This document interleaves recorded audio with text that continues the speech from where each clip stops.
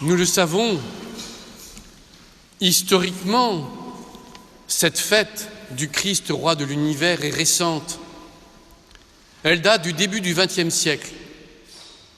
En effet, face à la montée du communisme, l'Église a souhaité montrer que le Christ dominait tous les régimes politiques, qu'il était au-dessus de tout.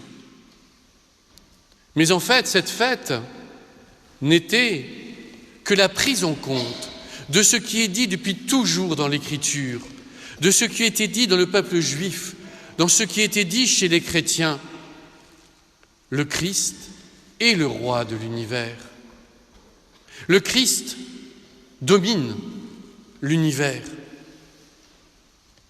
Alors oui, en ce début du XXIe siècle, où l'on se plaît à vouloir rejeter le sacré, ce titre du Christ me semble au contraire capital. Et j'y vois même une voie d'avenir. Regardons autour de nous des guerres, des divisions, l'absence totale de repères, des révolutions, des hommes, des femmes traités sans la dignité inhérente à chaque être humain créé à l'image de Dieu.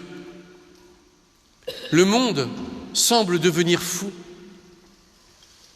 Et nous, aujourd'hui, fêter le Christ, roi de l'univers, c'est nous ouvrir un horizon. Il était dit dans l'introduction que le Christ, roi de l'univers, nous libère de nos servitudes. Et Dieu sait que nos servitudes sont nombreuses. Je citais l'argent roi et bien d'autres choses encore. On spécule sur les matières premières. On spécule à travers cela sur la vie d'hommes et de femmes. Alors oui, le Christ, roi de l'univers, je l'appelle de tous mes vœux. Parce que lorsqu'il sera, pour tous les hommes, le roi de l'univers, le monde sera lumineux. On peut s'étonner que cette fête clôture l'année liturgique et que l'année liturgique va commencer la semaine prochaine, après le premier dimanche de l'Avent. Il aurait peut-être été plus logique de se dire qu'elle commence l'année liturgique comme un objectif.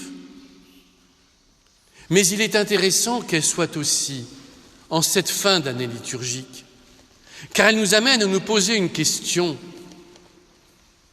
Est-ce que dans mon cœur, le Christ est le roi? Est-ce que durant ces 12 derniers mois, au rythme des messes, des célébrations, des fêtes, de la prière, le Christ règne dans nos cœurs? Le laissons-nous régner?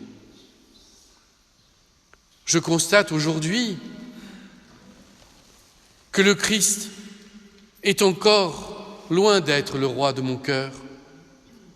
Je l'aime, mais autour de lui, il y a mon égoïsme, il y a mes limites, il y a mes paresses, il y a beaucoup de choses qui l'empêchent de rayonner totalement.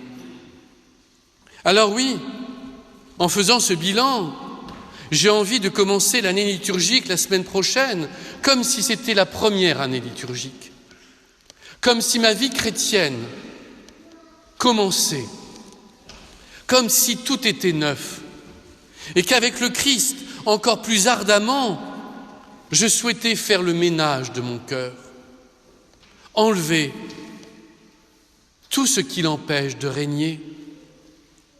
Saint Macaire, IVe siècle, nous dit que le Christ est appelé à illuminer notre cœur, mais qu'en celui-ci, il y a des chauves-souris, des araignées, des serpents. Eh bien, durant l'année qui s'annonce, j'ai envie, avec l'aide de Dieu, avec sa grâce, avec sa force, de les chasser de mon cœur. J'ai envie de chasser tout égo, de pouvoir dire à la fin de l'année prochaine, ce n'est plus moi qui vis, c'est le Christ qui vit en moi. Saint Paul a tout compris. Ce n'est plus moi qui vis, c'est le Christ qui vit en moi. Imaginez si tous les chrétiens du monde non seulement se donnaient la main, ce qui serait déjà formidable, mais avaient pour programme de laisser le Christ régner dans leur cœur. Je suis certain que comme un levier, le monde serait transformé. La lumière de Dieu serait de plus en plus présente. Et les enjeux sont immenses parce que le combat est terrible.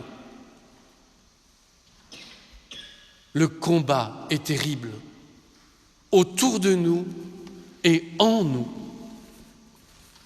Alors oui, ce Christ, laissons-le régner en nous.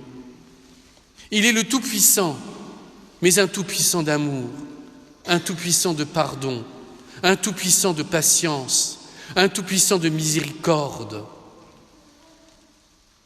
Laissons-le régner en nous. Dimitri de Rostov, un mystique du XIXe siècle, disait « Ouvrez-vous portes et verrous de mon cœur et laissez le Christ, le roi de gloire, entrer. » Cette phrase, à elle seule, est pour moi un programme pour l'année qui s'annonce. Puisse-t-elle être un programme pour de nombreux chrétiens. Amen.